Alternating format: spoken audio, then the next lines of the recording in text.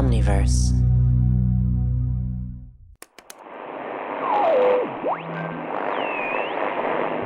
The Call of Cthulhu Mystery Program is for mature audiences only. This episode contains violence, gore, harsh language, child endangerment and abuse, bullying, smoking, self-harm, injury to fingernails, ableist language, mention of death during a pandemic, and putrescence. Please listen at your own discretion.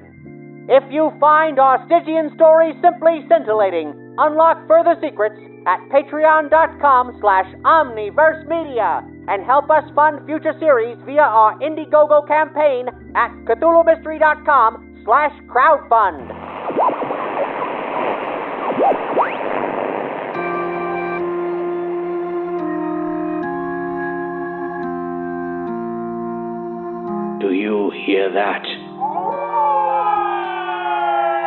In the cruel blackness of night, an unknowable evil from beyond time cries out.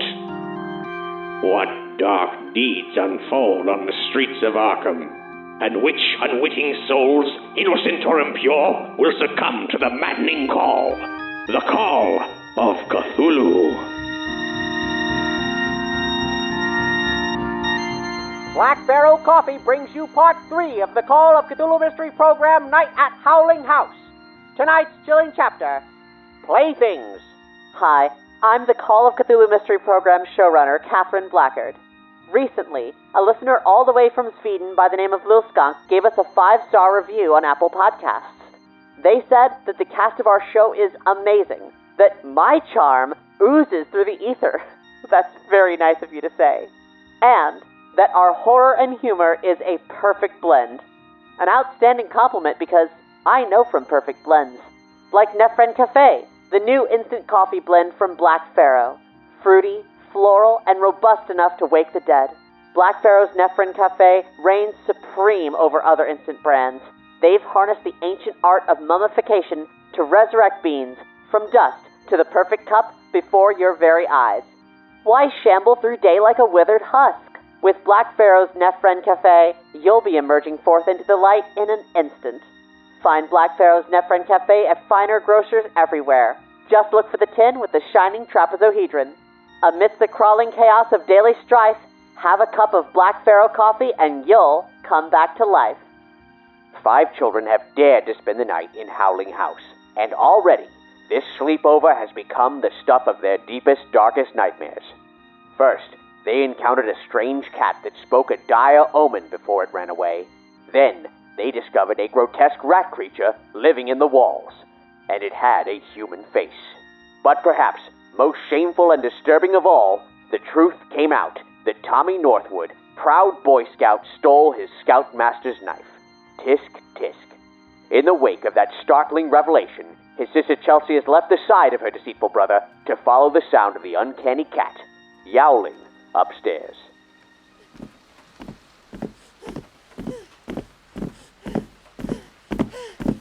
Chelsea, as you run up the stairs, each step creaks and moans. With the storm raging outside, it's like the house is shifting and shuddering. In fact, there's a sensation, almost like an inhalation, all around you. And then you hear that terrible howling sound that the house is named after. It is chilling. I'm not afraid of the wind. I'm gonna catch that cat. Partway up the stairs, there's a landing and an open door into a bathroom. Maybe the cat is in there. Stomp right in. It's a small bathroom and only has just enough room for a toilet, sink, and tub. It's grimy and stinks like mildew. Ew. Is the kitty in the tub? Maybe. It's a claw-footed tub, stained with some kind of disgusting remnant of whatever was once inside. You look inside of it and the cat isn't there, or underneath it. But as you stand up to your full height again, something catches your eye in that medicine cabinet mirror. Make a sanity check. 51 out of 71, so I passed. In that cracked mirror, you see your grandmother weeping, Chelsea. Hey, Mom. She looks miserable, sorrowful. You can almost hear her saying, My babies. My sweet babies. Come home to me. Why did you have to die? No, She Mima. plunges her fingers into her eye socket, No, Mima. blood oozing out. Mima, I'm here. Mima. And then your brother steps into view over your shoulder through the mirror. He looks worried. Your grandmother is nowhere to be seen. Chelsea, what are you doing? Don't go into this house anywhere alone. Mima's in the mirror and she can't get out. What do you mean Mima's in the mirror? Mima's in the mirror. Let's get her out of the mirror. What are you guys doing in here? No, Mima's in the mirror. Chelsea. What are you babbling about? Chelsea, gosh, for the love of God, can you please just shut up for once? Mima's in the mirror. What do you mean Mima's in the mirror? I point to the mirror and I'm still sniffling and I'm like, she's in the mirror and she was pulling at her eyes and I don't know why. I want to go home. I look in the mirror. You're just looking at the cracked reflection of yourself and your little sister. Ugh. Look at that ugly mug. Move out of the way. I want to see if I look good. I grab Chelsea and I back up, leaving room for Joey. Casanova over here. Oh, man. So you guys back away from the bathroom and continue to make your way up the stairs? Yeah, let's keep going upstairs. You make your way slowly up the stairs, the boards creaking under each footstep. You hear the rain above and water running over the house, maybe even through the walls. As you make it to the hot air of the second floor, there's a pungent scent that hits you in a wave. You recognize it instantly, Woods. That is bat guano. All right, everybody be careful.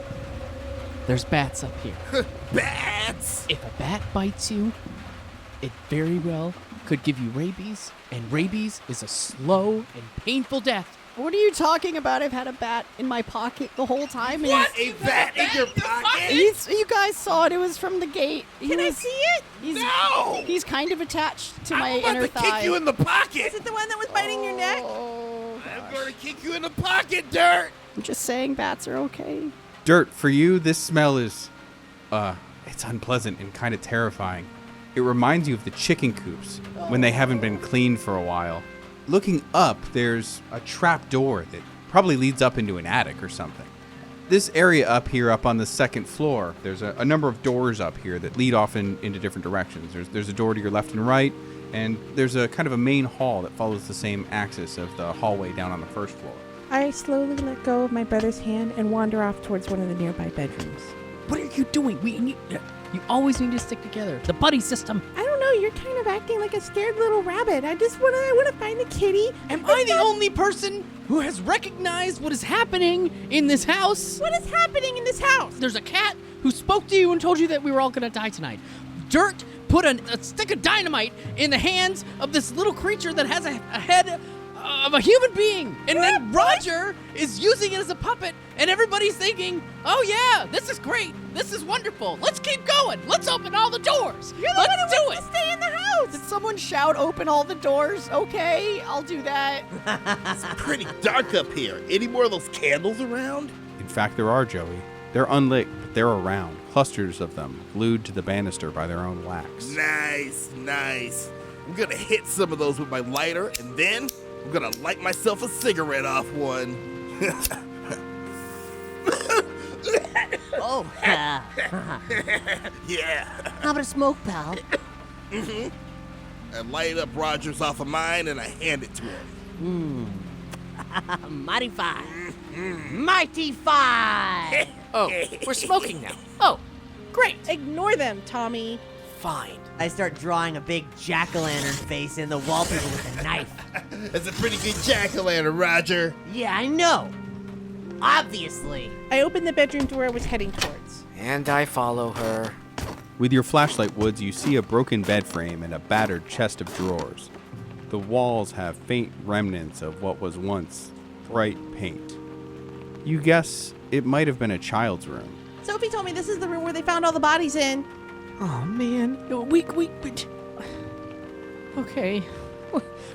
Let's just go inside the room. Let's go. Let's embrace it. Come on, Chelsea. Let's go see what crazy shit's inside this room. Okay. You're a wuss, Woods. He's losing it. In the back of the room, there's a closet that's half open. Standing just a few feet away from it, you can smell the stink of bat guano, even stronger than out in the hallway. I bet there's something awesome inside the closet. Go open the closet, Chelsea. Are you really telling me to open the closet? Open the closet, Chelsea. I just go on Go and open record the that closet. that he told me to open the closet before anything bad happens to him. I'm going to open the closet. Okay, so Chelsea, you carefully walk over to the closet and open the door. Inside, there are old children's toys and a heap of damp books, all of it covered in splotches of stinking bat guano. If you train your eyes upward, you see what looks like a hole going up into the attic.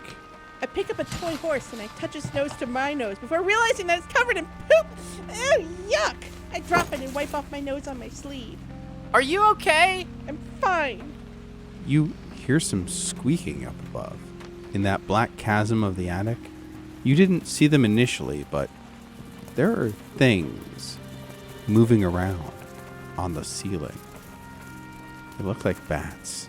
I close the door. Hey, what was in that closet?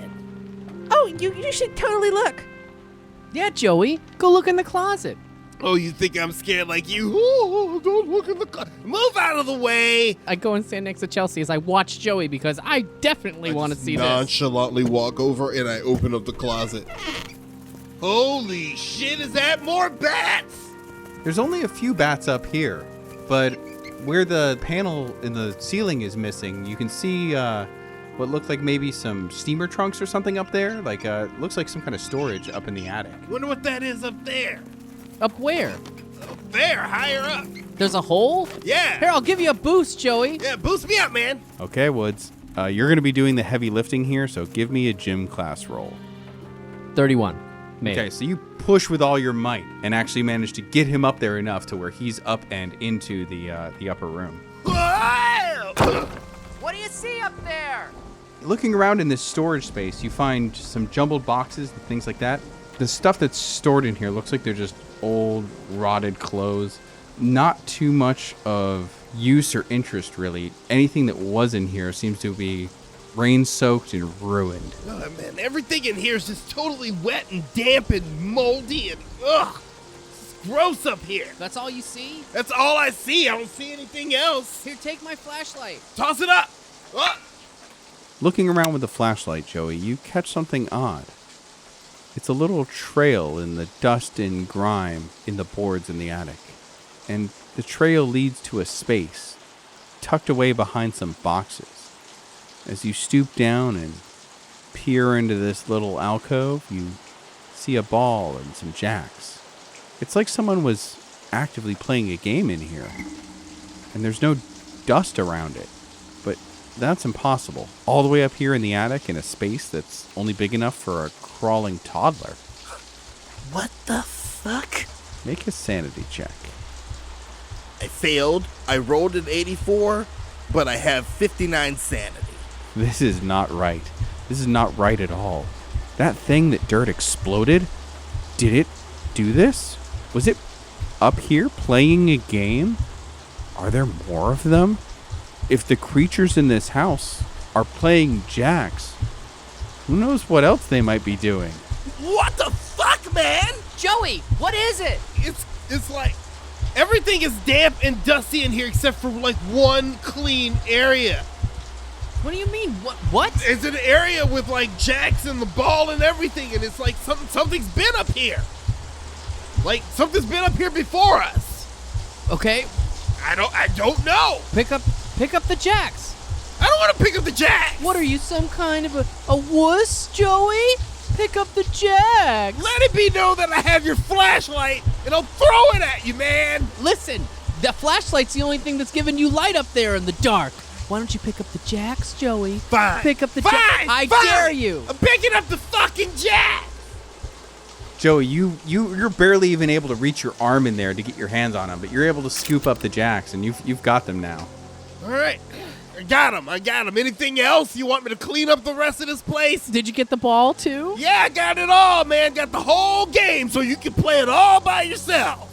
Excellent. Well, let's come on down then, and you can give me the jacks that you got from up there if you did so get those jacks. You gonna help me down, or do I have to do some sort of, dance move to get down here? I'd love to see it. Oh, I bet you would love to see it. I'll do you an animal dance, man. Give you some of that horse trot, that chicken scratch. Drop the damn grizzly bear on you. Here I come.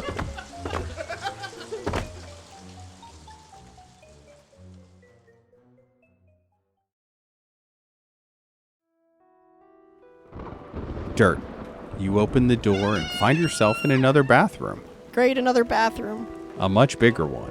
And you can tell right away that something foul is lurking in the toilet. A stink that's been left there to fester. I should be nice and try to flush the hideous stink away. Well, that's very kind of you. You pull the chain, but the stopper rattles. There's no water in the basin. Oh. Just then, you hear one of your favorite sounds. The striking of a match. That is a good idea. It'll make the smells go. Hello? You look around the shadowy bathroom. The only light is the faint candlelight from the hallway. But just beyond that, in the dark, you can make out a mirror attached to an ornate vanity. And a warm, flame-like glow begins to blossom from that mirror, like it was a window. And then you hear a soft voice calling out to you. Baby. My sweet baby boy. Make a sanity check. It's 14. I'm sane. Yay. I'm a sane baby boy. Indeed. Even still, there is a light, and that voice is your mother's voice. Mother? Yes, baby. Mommy's here. I walk towards the mirror. Standing before the mirror, you're bathed in a soothing golden light. And you see your mother just the way she looks in the photos. Just the way she's always looked in your mind. Her arms are reaching out as if to hug you. I set down the fire poker and I'm gonna climb into the mirror. Come to me, my sweet baby boy. Let Mama hold you. I'm coming. Your head smacks the glass. The glow is gone. Your mother is gone. But I'm a sane boy. I'm a sane baby boy. I know I saw her. I did. I swear. All you see now is your reflection. But what's that? Your nose catches the scent of tobacco. And then you see it. In the corner of the reflection, suddenly something is there. Silhouetted in the light of the doorway. It's a cat. And the cat is smoking a pipe. How can that be? The embers turn red in the bowl, and a feeling of dread overcomes you. Cat! I chase after it. You turn away from the mirror, and the cat is gone. In your haste, you tumble off the vanity. I run to the hallway.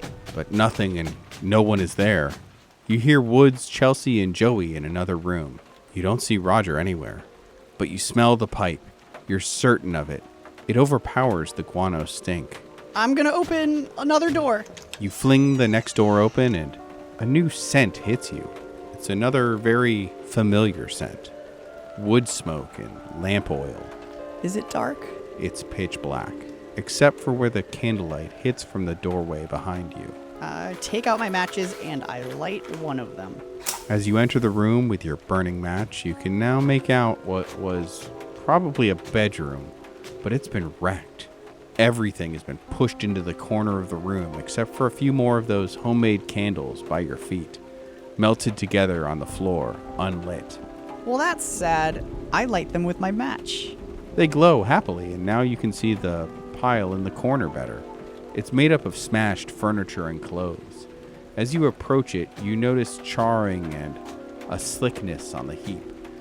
Make a play with matches roll. Yeah, 55. You hold the match in front of you, staring at that beautiful, sensuous, loving flame, and your gaze drifts back to the pile.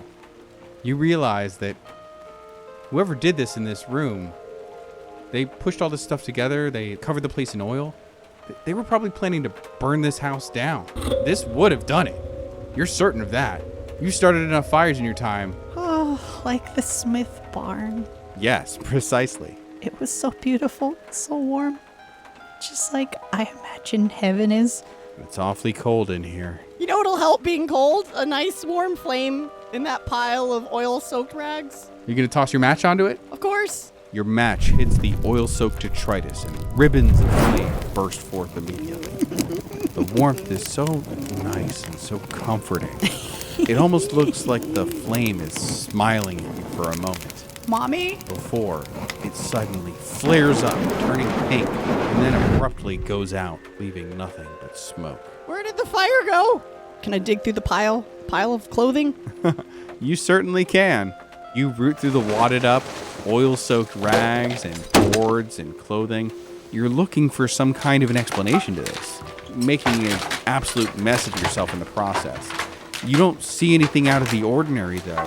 Whoever did this used quite a lot of oil, and a fair bit of it is on you now.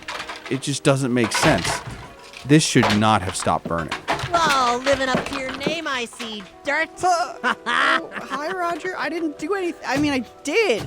I did do something. I tried. I come in behind Roger. Hey, what's the... Oh, what is that? Looks like Dirt here was gonna light us all a nice big fire. Just like the kind that killed his mommy. It didn't work. It should have with the oil. Why are you all slippery? I lick my hands and it tastes like magic. I don't think you should put that in your mouth. This is wizard oil. It tastes burning, but it won't light, see?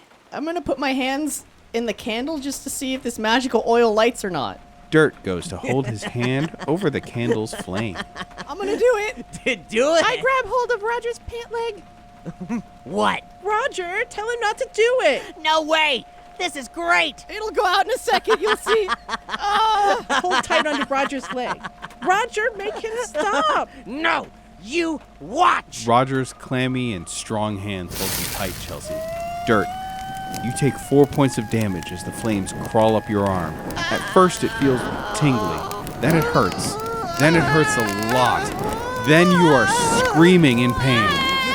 I'm running at Roger. Roger, please help. Roger wants to swiftly take my jacket, and as he's coming at me, just roll him up in it. Just smother that fire out. Just be a real pal to my good friend, Dirt. He's learned his lesson. Oh, God, thank you so much. You're wrapped up in his jacket, and pretty quickly the fire is put out, but your hand aches. I'm going to throw up again. There, baby. Daddy warned me this would happen. Fire burns. Didn't they tell you that? No. They didn't teach you nothing. You got a head full of rocks, Dirt. Hey, what's all the commotion? Chelsea, are you all right? I'm fine. It's Dirt. You both arrive in time to see Roger lording over Dirt, taking his jacket away from him and putting it back on. You stunk it up, Dirt. Bad form. Dirt, what happened to you? He set himself on fire. What? Look at his hand. It was magic. It was magic oil. Roger, you got to give it a lowdown on this one. He walked up to he was covered in something weird, and he walked up to the candle and he held his hand out over the candle, and the fire spread up his arm, and it looked like it really hurt, and I had to look away, but Roger wouldn't let me look away. He held his hand. Dirt, why did you do that? It was supposed to be magic. I lit a fire and it went out immediately, and so I lit my hand because that's the logical next step, and it didn't go out. Hey, Dirt, lift up that hand. It's falling. It's hurting. Put her there, man. Oh, jeez, that hurts so much. Oh, man. Sick. Can I roll to see if I have a life is bandage? Can I roll to see if I have like bandages? Roll or luck. anything? I rolled a 7. A scout is always prepared. Excellent. And then I'm gonna roll first aid. 100. So I did not bandage him very well. Thank you for wrapping the wrong part of my hand. It feels much better. You fucking idiot. I'm the fucking idiot. The oil was magic. Woods, you don't feel too good about what you've done. You go to re-bandage it, and when you try to take the bandages off to redo them, some of Dirt's skin comes off with them. Dirt, you take another point of damage. I'm down down to 3 health. I'm sorry. I'm so sorry. That looks gross. I haven't learned how to treat burns yet. I'm so sorry. I'm gonna roll notice stuff and see if there's something in this room clean enough that I can use to bandage him back up again. Go for it. I got a 43. I made it. Most of the stuff in here has been pushed into the pile woods, but there's a big board near the closet that's been propped up against the wall. You push it aside, looking around behind it, and you actually do find a couple of shirts that are in relatively good condition. They could probably be used as bandages. But when you pick the shirts up and you stand up again, you notice the board was covering something carved into the wall. Roger was here? What? What do you mean, Roger? What is this? Well, obviously I was here. I put out the candles. Why didn't you finish writing the word here? I got bored. Why does it trail off after the E? Like you were dragged away, kicking and screaming. That is strange, but Roger's gotta have a reason. It's Roger. Come on. You think there should be a method to my madness? And I start slashing at the walls again with a knife. I'm Roger Simmons, and I don't care about anything.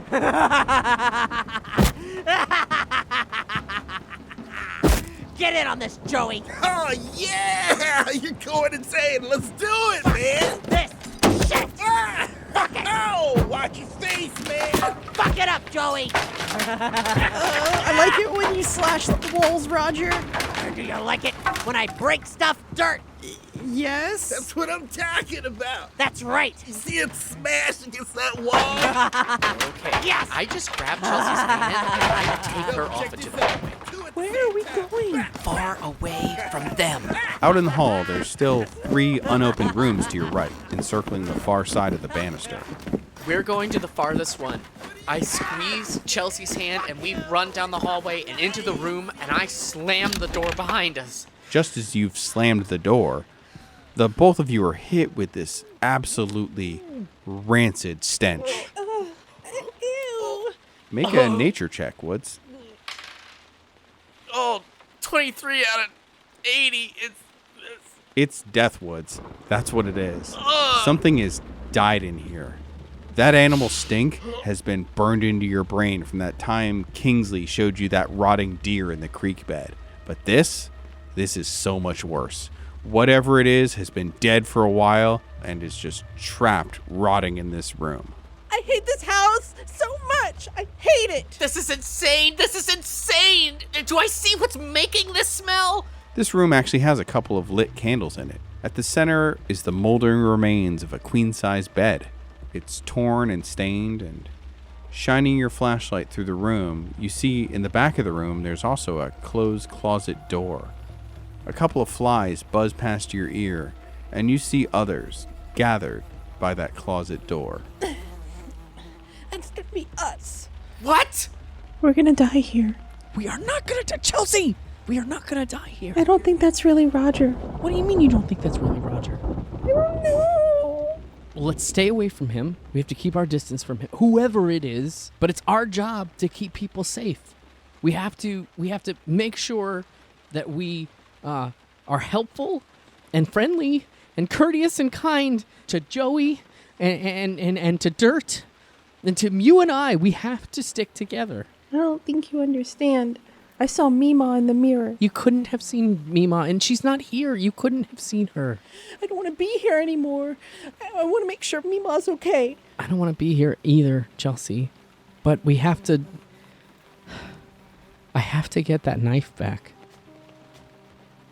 My whole rest of my life is... I will regret stealing that knife for the rest of my life. If I don't get that back, I won't be able to be the person that I want to be. There are things you will regret forever, but that's just how it is. Oh, what do you know? I know that Mommy and Daddy are dead. They're not coming back. I told Mommy I hated her for getting the flu. I said that. I don't get to take that back, Tommy. Chelsea, no. You stole that knife, Tommy, but we could die. Let me in. What's going on in here, guys? You guys scared of Roger? Did he freak you out? Come on. It's Roger. He's messing with you. Joey, as you come into this room, it stinks in here. It's a disgusting, nasty smell. It's something terrible. Holy shit, what is that smell? I don't. Oh. It's a dead animal. Did you take a shit in here? No, man, it's a dead animal, Joey. There's a dead animal in Did here. the dead animal come out of your ass, Woods? No, Joey, there's a dead animal, and it's in that closet. Do you see the flies around the closet? It's in the closet. If you want to go in another closet again, go for it, man. She really likes the waterworks. Well, she's 8 years old, Joey. You know, I was 8 once. That's the end of that story. I'm going to the closet. We'll see what's what around here. Get going, Dirt. Okay, Roger, whatever you want. Less talking, more walking. Oh, putrid stink, putrescence of hell. Oh. Is that you, Dirt, you stinking little turd? There's something in this closet. I'm gonna check it out. So you grab onto the handle of the closet and you go to pull it open, and it's locked. Roger, you got any more keys? Not for a closet. Why don't you bash it down? You're so big and strong. Show me how strong you are, Joey. There you go. Fine. Dirt, you still got that poker? No, I dropped it a long time ago. Sorry. You guys are good for now. Oh, you know what? I've got firecrackers. I don't. How many do you have, Dirt? One. One? Yeah. Shit, give it up. All right, here you go. Okay, let's bust this open. You kind of find a place to balance the firecracker in the space between the knob and the lip of the latch's strike plate. Okay, get back. It pops. The knob is busted and the latch itself is clearly pretty banged up. Then I'm gonna give it a few good kicks. The frame splinters under your foot, and the closet door slowly swings open. Joey, as the light pours into the closet, you can see a slick red stain on the floor. Ew, what is that? I'm gonna throw the door open. There for everyone to see, slumped against the back wall, is a corpse, a mutilated body. What is it?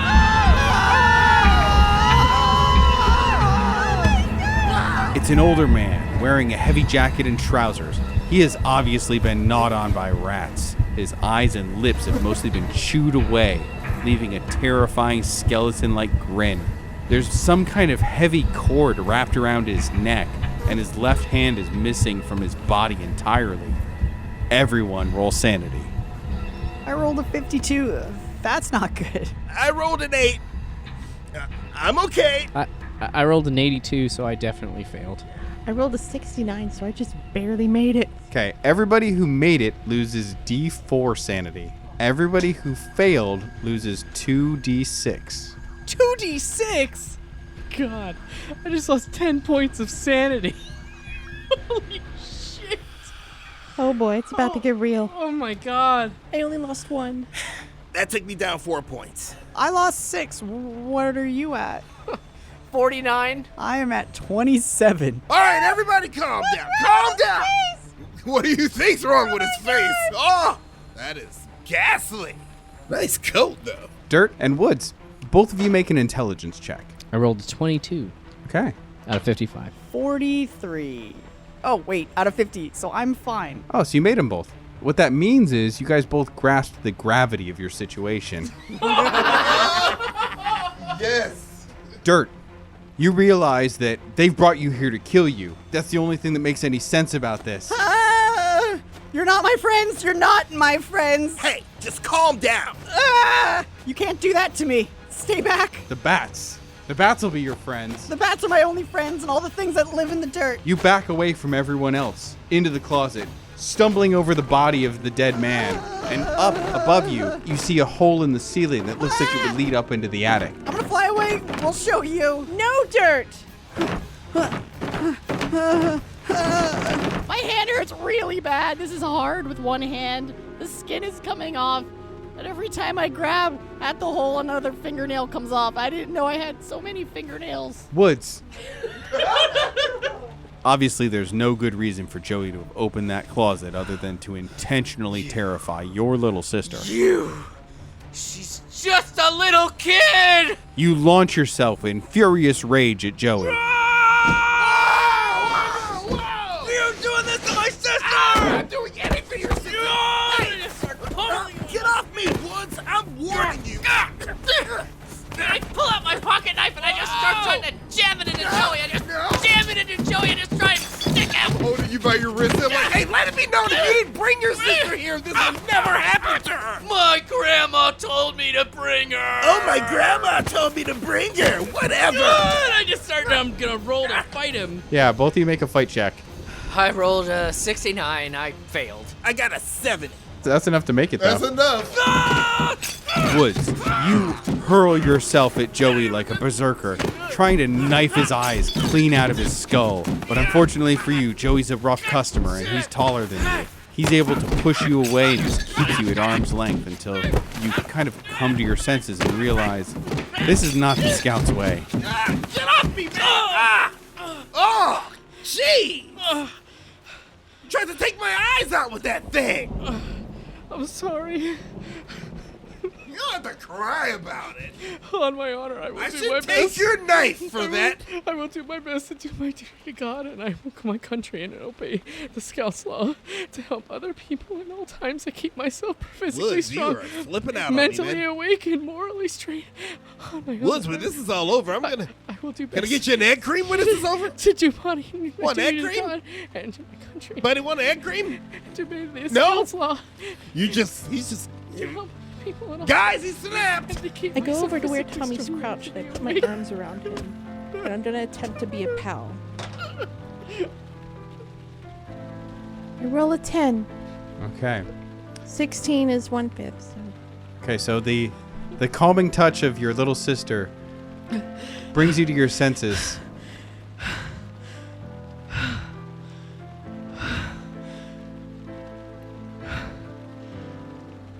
I'm sorry, Joey. I'm sorry. Yeah, I'm sorry, too. Look at you. I'm sorry that I what are we doing here? What is this place? Look. If you want me to level with you, all I can say is that, look, Roger just wants to freak you out. Just deal with it. You should be fine. Come on. Just deal with this. Is a dead body, Joey. Roger, did you put this here? You said you put candles everywhere. Did you put a dead body in the closet? As you turn around, you realize Roger's nowhere to be seen. Roger! Did you put this here? Oh, I don't think he's gonna come to your whim every time you start whining. You've been whining since we got here. What is he doing? Why are you hanging out with him, Joey? There's a dead body in the closet. Hey. To be his protege? Look! What is wrong with you, Joey? Hey, sometimes you gotta pay your dues. Punks jump up to get beat down. I'm trying to climb my way to the top and not be worm food like you are. That's what I'm doing, all right? I'm paying my dues, working for Roger, and one day, Roger's gonna move on, and then I'll be Roger. Roger 2, that's gonna be me. You want to be Roger? You want to be that crazy guy who's writing things on a wall? You want to be the person who's brandishing a knife at other kids? You want to be that guy? Hey, he's just having a good time. That's all he's doing. Look, if you want me to do it, I'll find Roger for you. I'll try and end this for you since you can't handle it. You're going to have a heart attack, and you're only like, what, 12? Ugh. You sicken me, Woods. I'll be back. I just hold on to Chelsea and I just hug her close to me. It's okay, Tommy. It's all gonna be okay. Thanks, Chelsea.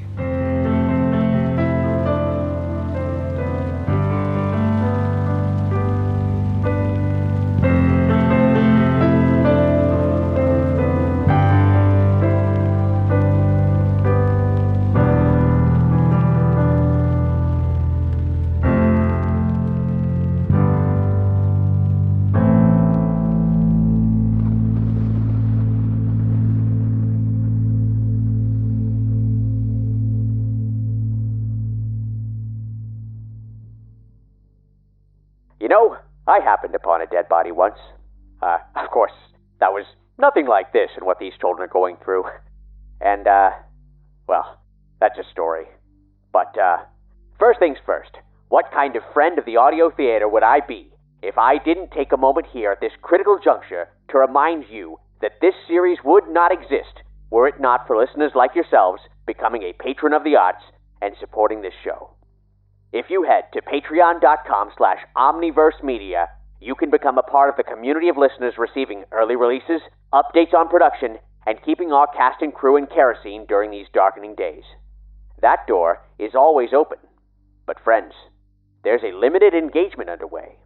The Call of Cthulhu Mystery Program's next adventure, The Case of the Penumbral Gate, is being funded on Indiegogo right now.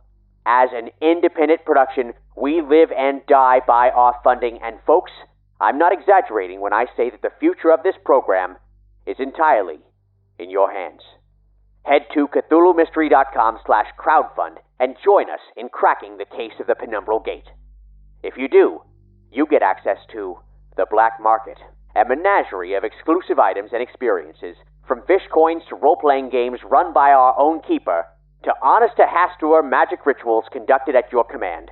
Toss us a copper to keep this Cthulhu kicking. Again, that's CthulhuMystery.com/crowdfund. And I did promise you a story, so I will trust that you have followed my instructions.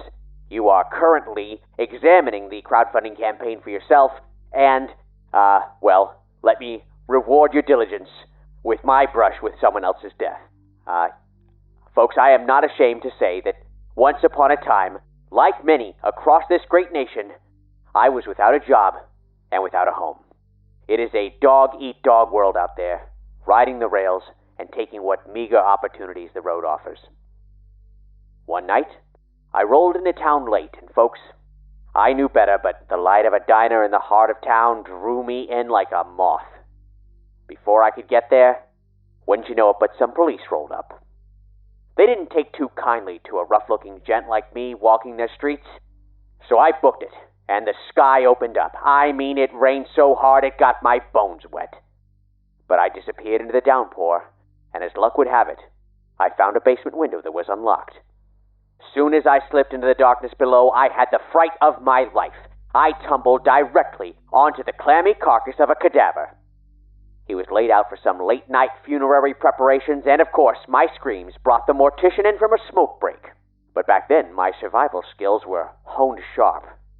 Running on more instinct than sense, I grabbed the stiff off the table, and when the lights flicked on, what should that poor mortician see than a pale figure rise from behind the operating table, propped up by yours truly. And I thought I made tracks. Look, folks, I'm not proud of what I did there. Well, maybe a little. But the fact is, I wouldn't be here today if it weren't for the deceased. His death gave me a new life. Because what should I find nearby but a crisp, clean suit, fit to be buried in, just my size. So I stepped out into that brand new day, rinsed clean by the rain, freshly shaven thanks to the corpse-beautifying accoutrement, sharp-suited and 2 bits richer. I'll pay the ferryman double when I get to the River Styx. The point is, that very day, with an abundance of divine providence, this dapper Dan landed himself a job at a radio station. So here's to the dearly departed, and here's to these late hours, where the mind weaves sinister tapestries that hang hauntingly in the heebie-jeebie half-light of our heads. To make this toast complete, I present to you with a tune cut from the same cloth as these spectral sheets, with 2 holes for eyes. An eerie audio emanation by Jordan Lenning, filled with fragmentary images to muddle in the mirror of your mind. Lenning is a songwriter and producer of a staggering sonic scope. He's written records of popular music and classical strings, scored motion pictures like the western Old Henry or the zombie comedy Make Out with Violence. And his lyricism is the stuff of an Edward Burke treatise. Sublime and beautiful, equal parts de style and phantasmagoria. This song and the record it comes from is very much the latter. Lovely listeners, from the album 3-Colored Wall, behold the eerie beauty of a walking picture.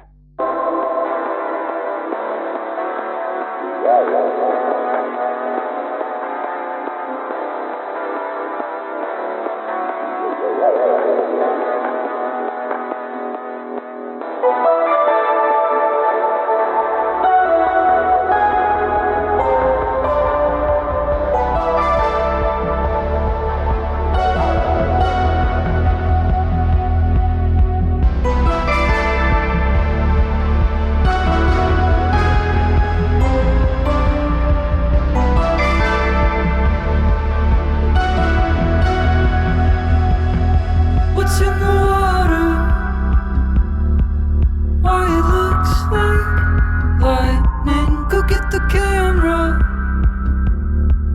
for it's gone. Something is telling me that a walking creature off of the coral reef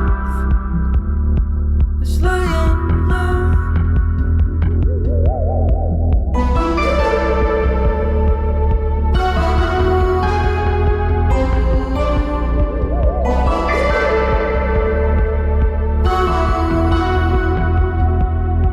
What's that before me? Electric cleanser, a bad dream. What kind of cameras have they got? A walking picture down the hallway. I've never understood photons. Now I might.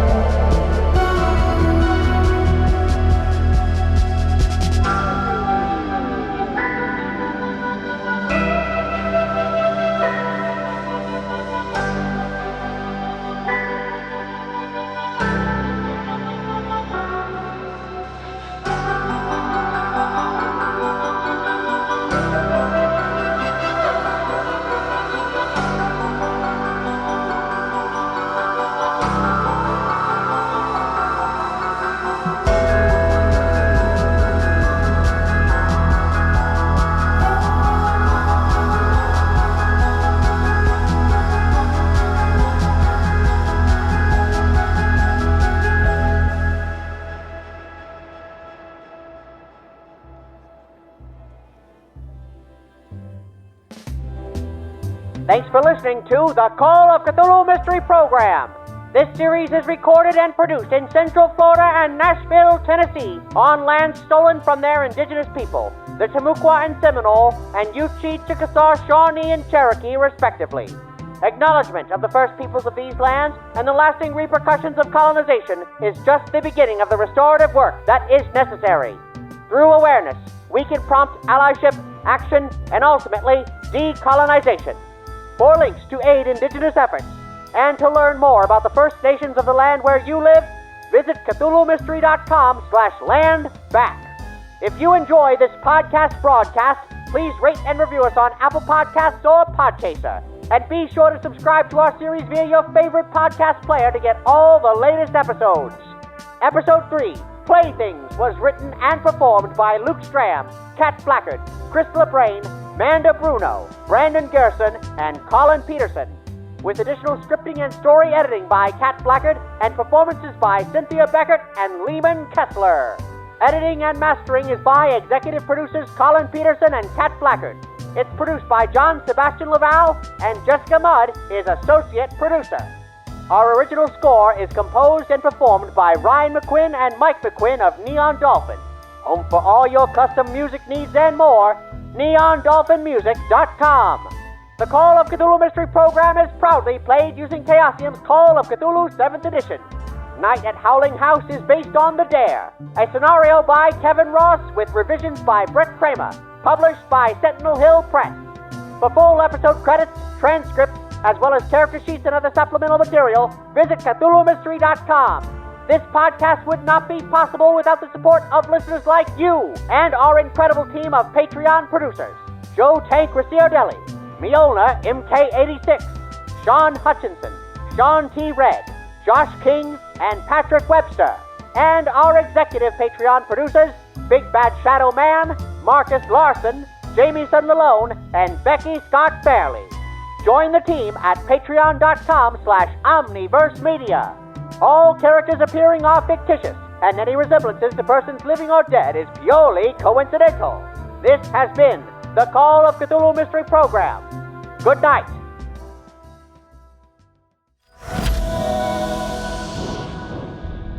Omniverse.